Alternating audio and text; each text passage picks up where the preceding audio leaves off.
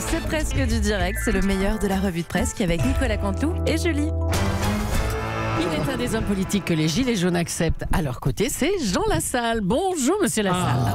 Ouais, bon, vous m'attendiez avec impatience. Bonjour à tout le troupeau d'Europe 1. Très heureux d'être à la capitale et de vous rencontrer. Vous savez que je me suis fait une beauté, comme je savais qu'on se voyait ce matin. Attendez, non, ça se voit pas trop. Qu'est-ce que vous avez fait? Vous avez mis du parfum? Non, j'ai sauté à la rivière. Ça fait de moi un homme neuf. Et propre surtout. Alors vous êtes un des rares politiques qui parle en direct aux Gilets jaunes, Jean Lassalle. Vous les comprenez, vous? J'entends la colère, j'entends nos concitoyens. Madame Julie, j'entends les Français, j'entends le loup, le renard et la belette. Mais effectivement, j'entends le gilet jaune et je les comprends. Vous savez, le gilet jaune, c'est assez proche de la loutre cendrée et du castor. Hein, ils ont ce côté, on fait des barrages, on fait des barrages, on fait des barrages. Ce sont des gens formidables. Ah, mais les Gilets jaunes ne sont pas du tout satisfaits des propositions d'Édouard Philippe. Hein. Qu'est-ce qu'ils veulent exactement, vous le savez, vous? Mais tout d'abord, je ne vole pas la parole de mes congénères. J'ai ici une boîte, voyez-vous, Ouais. ici une boîte à idées, riche des 1000 oui, Mme Bouchard. Vous êtes une fille du terroir. Voilà, on l'aime bien. Vous connaissez bien? Oui, dans des chevaux, par milliers.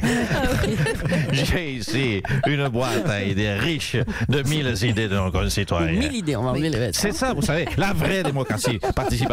Je tire, allez, c'est pour vous, c'est cadeau. Je tire au hasard une idée politique citoyenne d'un gilet jaune.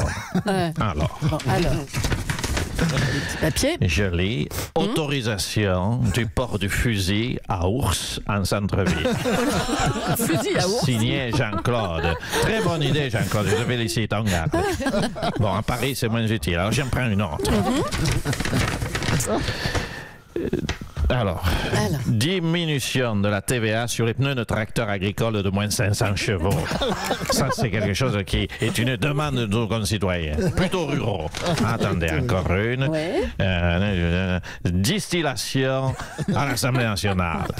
Non, attendez, je crois que c'est dissolution de l'Assemblée nationale. Vous avez mal lu, j'ai là, mal Jean lu. Lassalle, Pardon, hein? j'ai mal lu.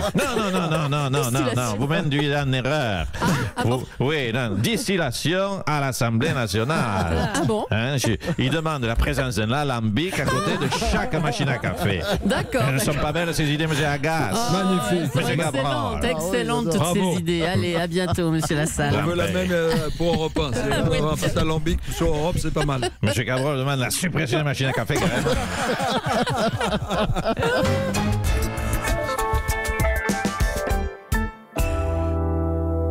Le grand débat national s'organise donc. Des cahiers de doléances ont été mis à la disposition des Français dans les mairies. On va faire un petit tour des mairies de France justement pour voir comment ça se passe.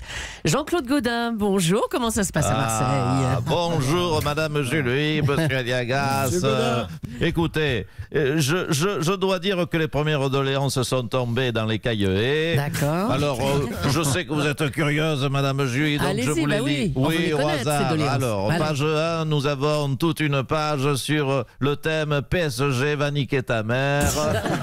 Page 2, au chiotte Paris. Page 3, PSG rentre chez toi. Oh là là, mais il y a plus constructif quand même sur Marseille, Alors, non? attendez, parce qu'il y en a des pages. Page 4. Alors là, il y a une revendication qui est très claire. Je lis, dégagez l'entraîneur de l'OM ou on crame vos voitures, bande de bâtards. Ouais. Page 5, virez le gardien de l'OM. Page 6, virez les attaquants de l'OM.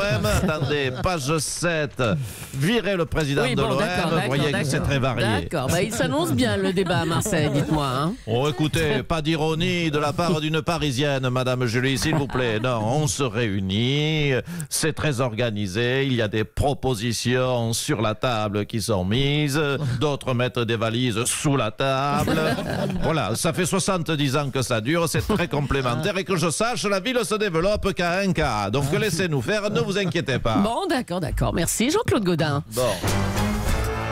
Alors qu'on accuse Bercy d'être trop technocratique, coupé des réalités, l'annonce du versement des 100 € en juin est mal passée. Bonjour Bruno Le Maire. Bonjour, Madame Julie. Monsieur Aliaga, bonjour. Aussi au sous-fifre. On se déplace à pied, à cheval ou en Lexus. Sur le sujet des 100 €, il n'y a pas de débat. Ah tiens. Cela ne se fait pas comme ça du jour au lendemain par un claquement de doigts. Il faut d'abord créer une prime d'activité à hauteur de 0,5% du SMIC, indexée bien sûr au crédit de trésorerie, qui impactera sur 5 ans Oh là là. les échéanciers de remboursement à taux variable, les instituts de crédit à la consommation, soumis bien sûr à la TIPP flottante, pardonnez-moi, sur les innovations Oh financières. là là, Oui, moi aussi, je fais mon tube for free sur les innovations financières. C'est contagieux. Hein, vraiment. C'est la Non, faute à monsieur Aliaga. Ah, bah oui, c'est ça. Non mais franchement, on comprend pas grand-chose et les Français ont faim en plus. Ils veulent une prime immédiatement pour boucler leur fin de mois. Les Français ont faim. Oui. Eh bien écoutez, c'est très simple. On fait payer les 100 € par l'augmentation de la CSG sur les chasseurs, indexée sur les élevages de poulets, qui, si les cours du maïs baissent, Oh là là. dégageront une remontée d'un point de TVA qui fera levier sur les sous-indexations numéraires. Il suffira alors bien sûr de basculer les cotisations comme il se doit patronales vers cette CSG. Vous voyez, c'est un mécanisme très simple. On peut le faire dès demain et les premières primes tomberont dès avril 2026. D'accord. Monsieur le maire, pourquoi vous ne marquez pas plus 100 € sur la fiche de paye de janvier, c'est tout? C'est amusant, c'est 100 €. Mais ma pauvre Julie, pardonnez-moi d'être trivial, mais Quoi? nous ne les avons pas. Le smicard qui va toucher ces 100 € va devoir également les payer. Il faut bien alors faire un montage compliqué pour noyer le poisson. Vous savez quoi, chère Madame Quoi? Julie, laissez-moi faire l'économie et vous donnez l'heure et les vaches seront bien gardées.